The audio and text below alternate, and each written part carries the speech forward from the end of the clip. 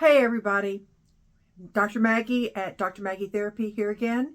And today I'm going to talk about something that every therapist in the world, well, I might be overstating that. That might be a bit of hyperbole, but almost every marriage therapist I know is going to recommend this. Before I get into it, please hit like and subscribe.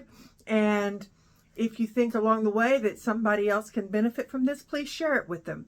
So, the one thing that almost every therapist, without exception, is going to recommend is, you guessed it, date night. Now, don't hang up on me. Don't shut down. Don't quit. I read something last year, I think it was. Someone wrote that if another therapist said, get a date night, they would just run out of the room screaming. Okay. It does seem pretty obvious, and it is very important.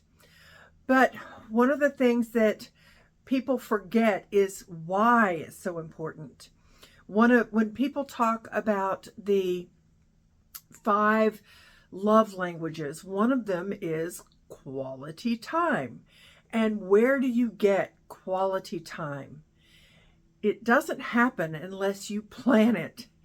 Unless you create a space for it, unless you have something that you are going to actually do. So date night is really important. And I hear a lot of objections about why people don't have date night. We have small children. We just don't have time. We don't have a babysitter. We have older children. They're always involved in extracurricular activities. And so every night of the week, we have to go someplace.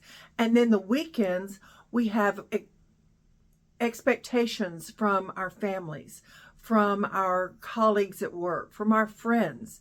We do go out. We go out all the time with our friends. Hello, that's not date night.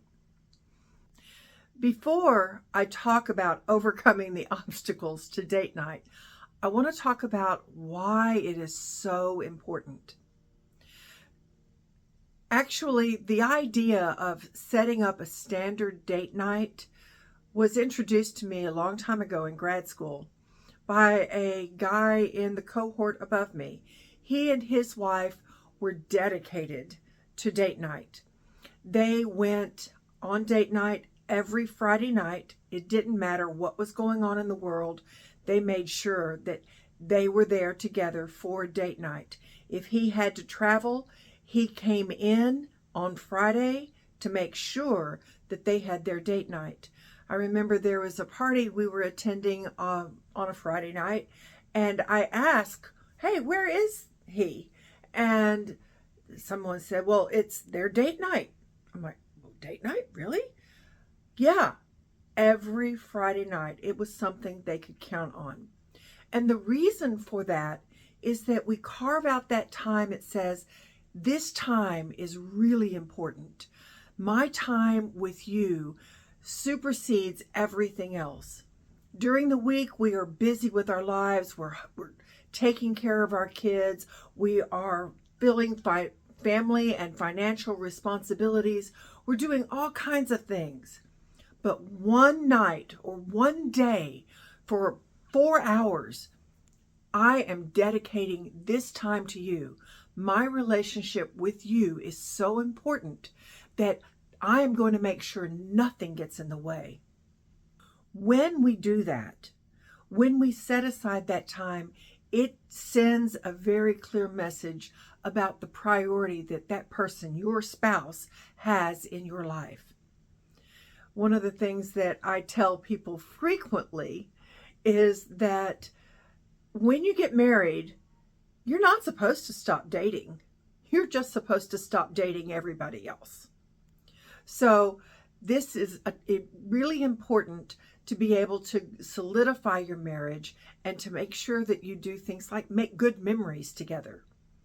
Now, one of the things, there are some people who say, well, I'm not good at making plans. I can't do that. All right, if you're not good at making plans, then set up a regular night every week or afternoon maybe every Sunday afternoon after church, or Sunday afternoon or Sunday brunch. Every week, make sure that you block that time out. If you're not good at making plans, set something up that's regular.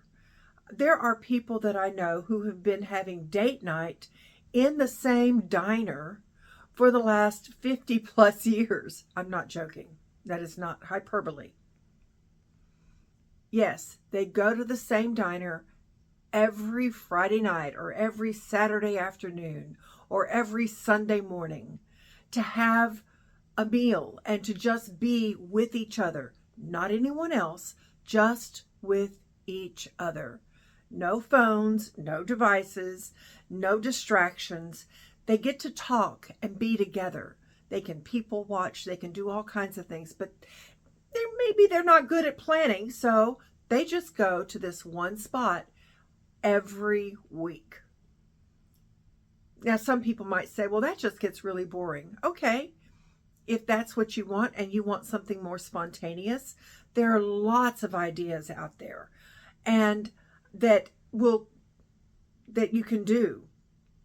If you want to get date ideas, there are books that are written on it, like 50 Cheap Dates or something like that. Then there's, you can look online and just Google cheap dates. There is a great series or set of books called The Adventure Challenge, and there's one for the couples edition. And it's an adventure challenge. I love this idea that it's a scratch off. So before you scratch off the date idea, you decide, you can select what price range, you can select whether or not it requires a babysitter, whether or not it's driving or walking, whether or not it is going to be outdoors or indoors, what kind of weather you need. You can decide how far you're going to drive. There are lots of different categories that fill in there. Once you decide which category you want, then you scratch it off.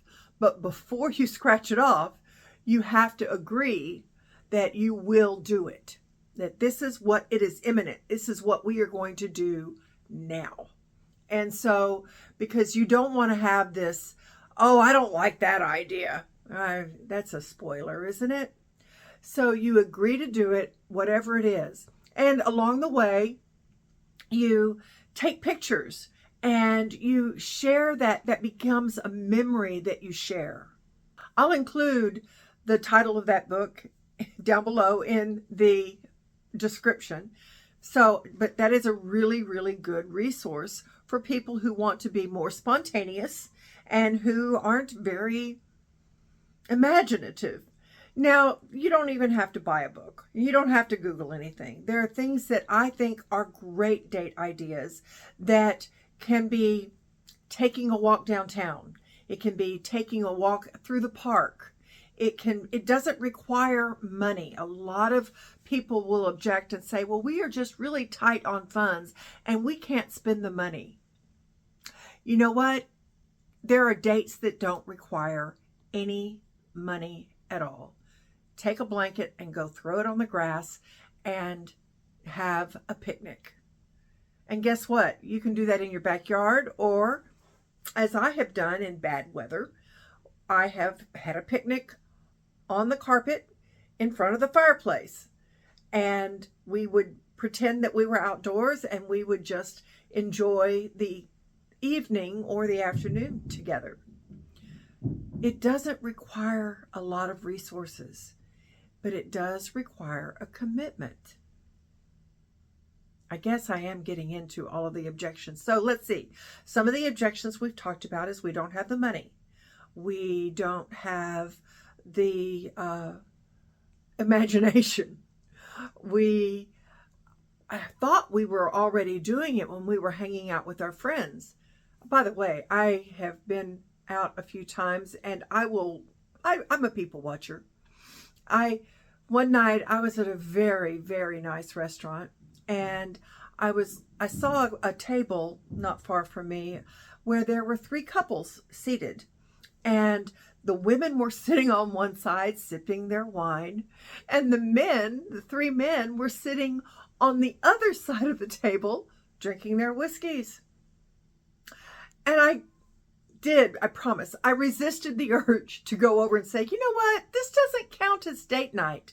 It's group night, it's fun night, it's good night. I mean, you should do things with your friends, but don't let this count as your date night. Your date night has to be with just the two of you. Another objection that I hear from people is that we don't have a babysitter. That is a problem. I've been there. I know all about that. So if you don't have a babysitter, children actually do sleep. And hopefully your children are going to bed at, sometime around 8:30, if even in school age, that they're 8:30. Get them to bed and then have your date night on the floor in the living room having a picnic, or on the back patio if the weather is nice. Go sit outside on your truck and watch the stars. You are going to be spending that time together. You don't have to go anywhere for a date night.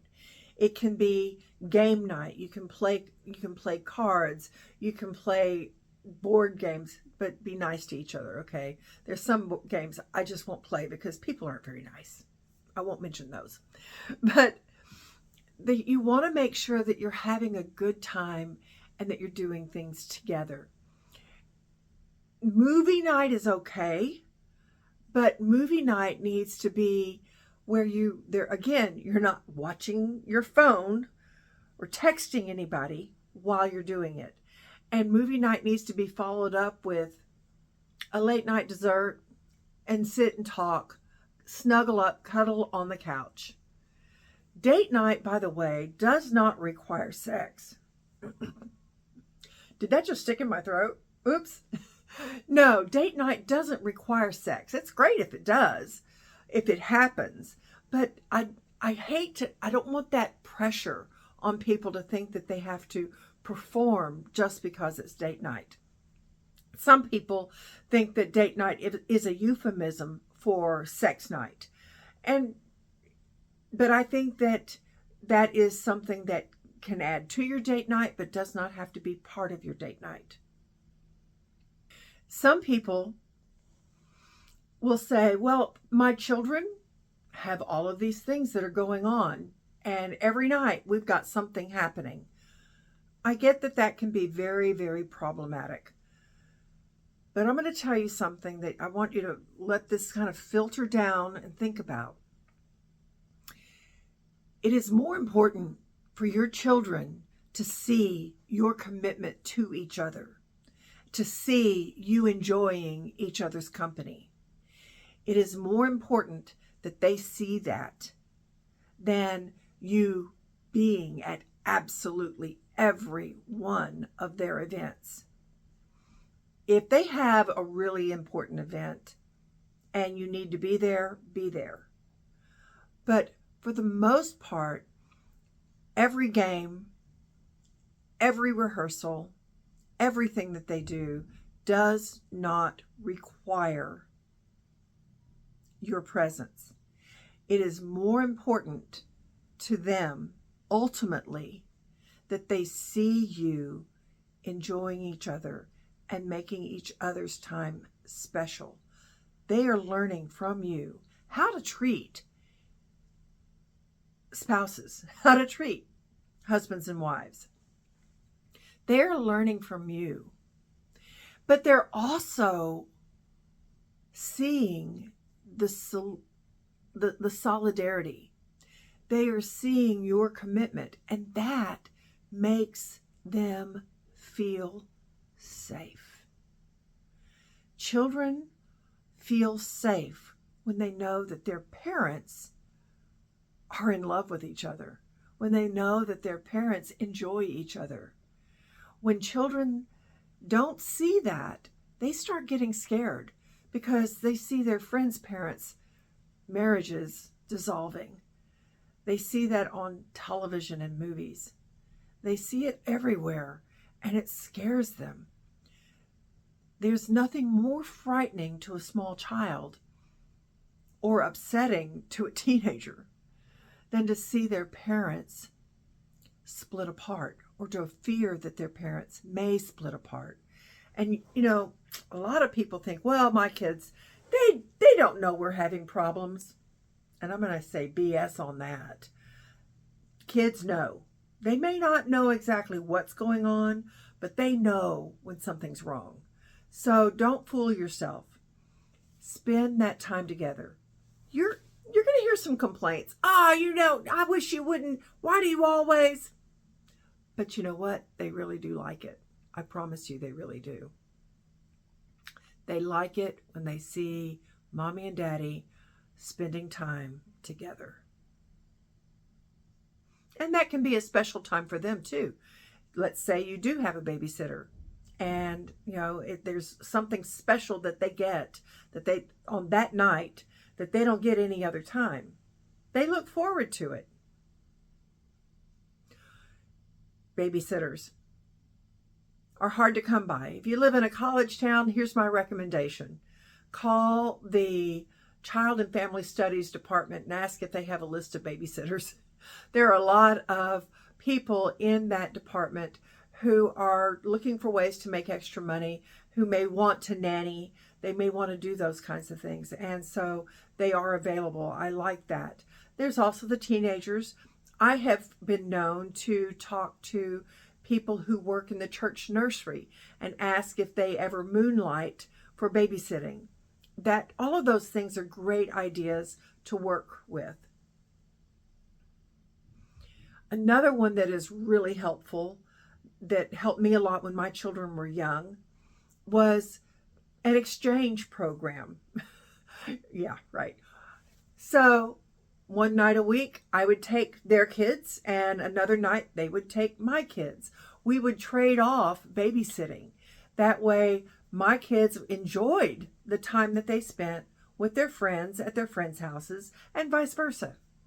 I think the point I'm trying to make here is there are lots of different ways to overcome the obstacles to date night. The main obstacle is your commitment. Once you commit to it, you will do it. I say all the time that people do exactly what they want to do. If you want to make it happen, you will. If you know how important it is, you will want to make it happen. So now I want to say, don't let date night turn into fight night. Yeah, that happens. Fight night. Why do people fight on their date? There's probably some resentment boiling below, underneath, and that needs to be covered. We need to be able to talk about that. One of the recommendations that I make for people when I talk about communication and conflict resolution is to schedule time to talk. Don't make that date night.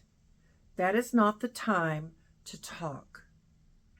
The time to talk is in the cold, sober light of day, when that is your purpose to resolve an issue that may be ongoing. Date night is to build connection and to have fun, to laugh and make great memories. And if you turn it into fight night, you will not make good memories. They will be the memories that will stick around forever and leave you with resentment. So what really turns date night into fight night? For a lot of people, and I've already used the word sobering, for a lot of people, it's alcohol. Many people frequently associate date night with alcohol. We have, a little wine, a margarita or two, and we're just relaxed and unwinding, and it's a nice, pleasant time. And if you have one drink per hour to allow your body to metabolize it, that might be okay. Not everybody can tolerate the alcohol, especially if there is some resentment or unforgiveness that is festering beneath, then the alcohol will loosen all inhibitions and all of that stuff just kind of comes tumbling out. It's like taking a bottle of champagne. It's really nice, a little pop, it's great, but you shake it up and you try to open it, oh, you've got a big mess on your hands. So alcohol doesn't necessarily mean it's going to be a great date. It may turn into fight night. So make sure that you are not using alcohol to loosen up. Okay, on that note, please hit like and subscribe, share if you know someone who could use this, and I'll catch you next time.